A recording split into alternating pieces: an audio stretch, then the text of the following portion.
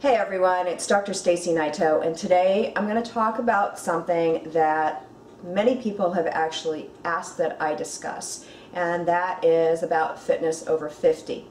So I turned 50 almost 2 years ago, and in fact I've got birthday number 52 coming up in exactly 2 months. So it's kind of frightening, and it's just, you know, part and parcel of getting older. You just have to deal with it. So I'm not making any excuses because I honestly am very consistent about hitting the gym. I still go to the gym 6, sometimes 7 days a week. I take Kundalini yoga class, I take yin yoga, and so I'm actually doing more like slow, long stretches to just make sure that I maintain flexibility in my body, but I'm also hitting the weights really hard. And I'm still noticing changes. So at almost 52, I'm noticing that the integrity of my skin is starting to change. It's starting to fall somewhat. My skin is definitely looser. I'm noticing the pigment changes that are consistent with aging, because as we get older, we are not as able to deposit pigment in an even layer, in an even fashion. So that's why you'll see that older people will have more moles, more spots, that sort of thing. So hey, maybe it's a good thing. Maybe it means that we're like big cats and then we get our spots and we become leopards as we get older. Haha. Anyway, stupid joke. But so yeah, the skin changes are definitely one thing.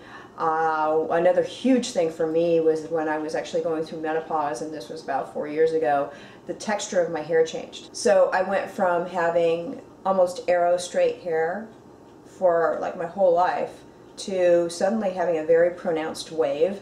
And part of it is because I'm not used to it, but also I think part of it is that I just don't like it, but this pronounced wave drives me nuts. So when I wash my hair, I can't wait until my hair dries, because I let it dry naturally, and I just cannot stand the wave. So I just grab that flat iron and I run it through just so I can get rid of any trace of that natural, weird, postmenopausal wave. So that's another thing.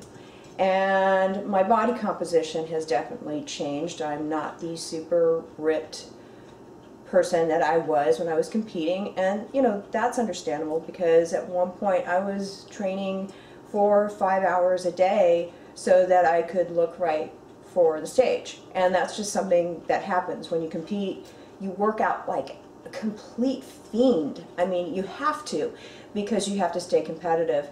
And so the consequence of it can often be aching joints. You can get stress fractures in your feet, which I actually had a stress fracture at one point. And you can be overtraining and feeling completely exhausted, and you can lose your motivation too with that.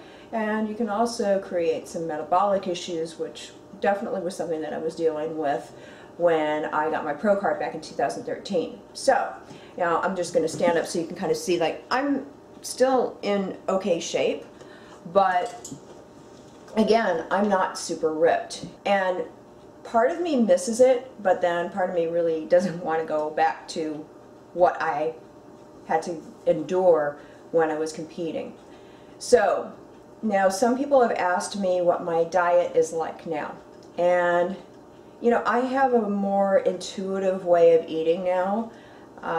So basically what that means is that I'm not completely rigid and completely structured with my eating, but I do keep things pretty clean, and I drink a ton of water. So I always have a flask with me. Hydration is a big deal for me, and you can even ask my friends and my patients if I'm always carrying around a water jug, and they will always say, yeah, she's got that thing like with her all the time.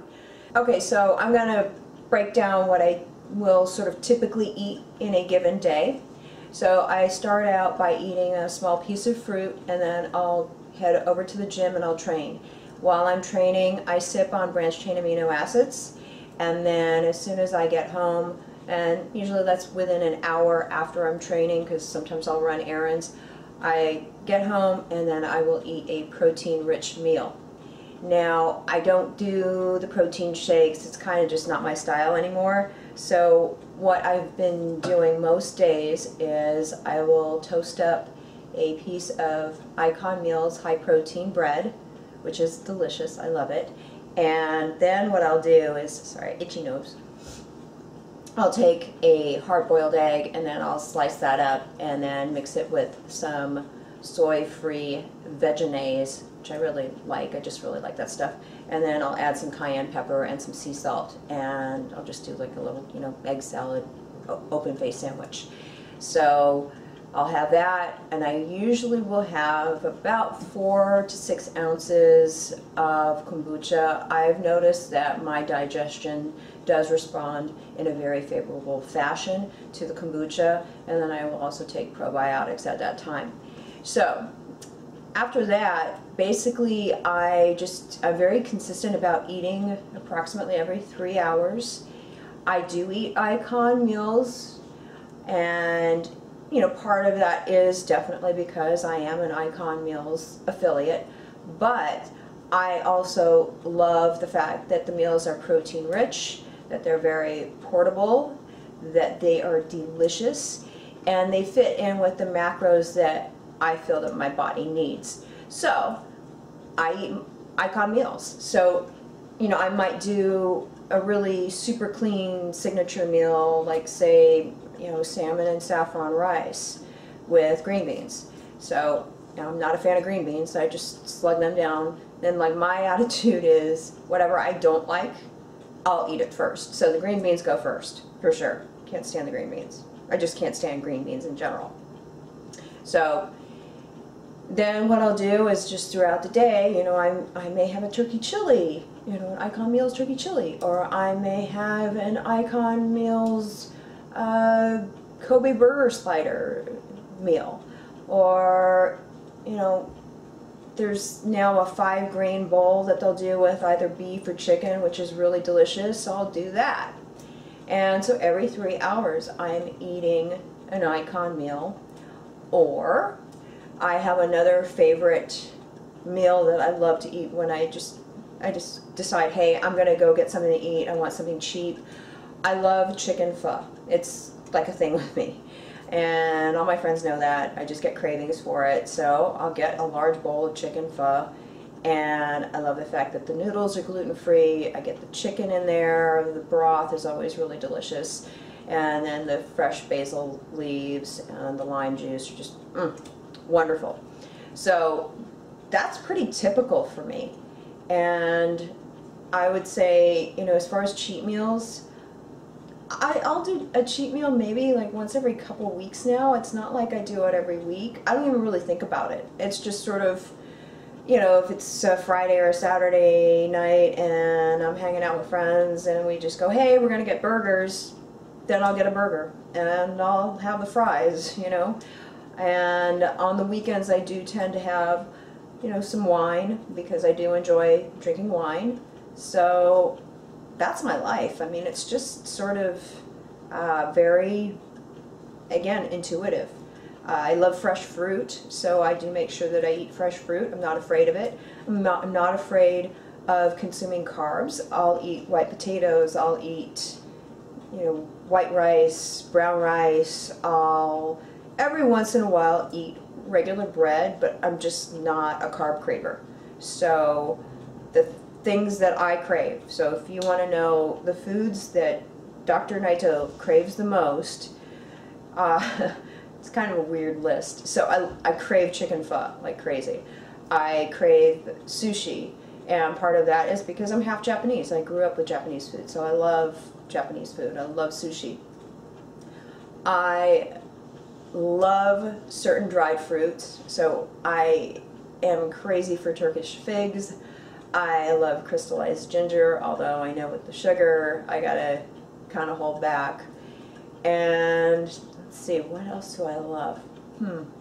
I love eggs. I could probably eat eggs every day, although, there are some days where, if I'm not at home, I won't do that hard-boiled egg on toast thing. So I'll eat something different. But yeah, I don't crave sweets. I don't, crave cakes and cookies, and I don't even like donuts. Actually, some of my friends think I'm crazy. And one of my very, very best friends is a police officer. So it's kind of funny that, one of his besties doesn't like donuts. So I don't know. So, sorry, Charles, I had to put that in there. So anyway, that's really kind of how it is. As far as my training goes, I do train 6 days a week on average. Sometimes I'll push it and I'll do a 7th day, especially if I'm traveling like the following week and I know that I might miss a day. So I'll just stack my days. So I could potentially be training like 12 days straight, and then maybe I'm going off on a trip and I know that I'm not going to be able to train those 6 days. Maybe I'll train 4 days because I'm, flying all over the place. So I just toggle back and forth. Legs, upper, legs, upper, legs, upper, legs, upper, and then I'll have a different focus. So my leg days may have a quad focus, they may have a hamstring focus, or they may have a glute focus. And then my upper body days, I may do, I usually will do like a chest and back, and the next day my split will be like arms and light delts. And then, if I don't do delts on that 2nd day, then maybe the 3rd upper body day I'll do delts. And then I'll throw in abs here and there, maybe 1 day a week. So I take Kundalini yoga classes anywhere from 1 to 3 days a week. I also take yin yoga whenever I can get in there, and that tends to be like once every week or so. And yeah, all that just keeps me pretty balanced. So I hope that answers everyone's questions about what I do to fight 50s. So please subscribe to my YouTube channel if you are not doing so yet. And please also check out my main website, which is www.staceynaito.com. So thanks so much for listening. I welcome feedback, suggestions on other topics you want me to discuss. That's fine. I love it. Like, I just want to talk to you guys and maybe help you guys out. So anyway, have a great day. Bye.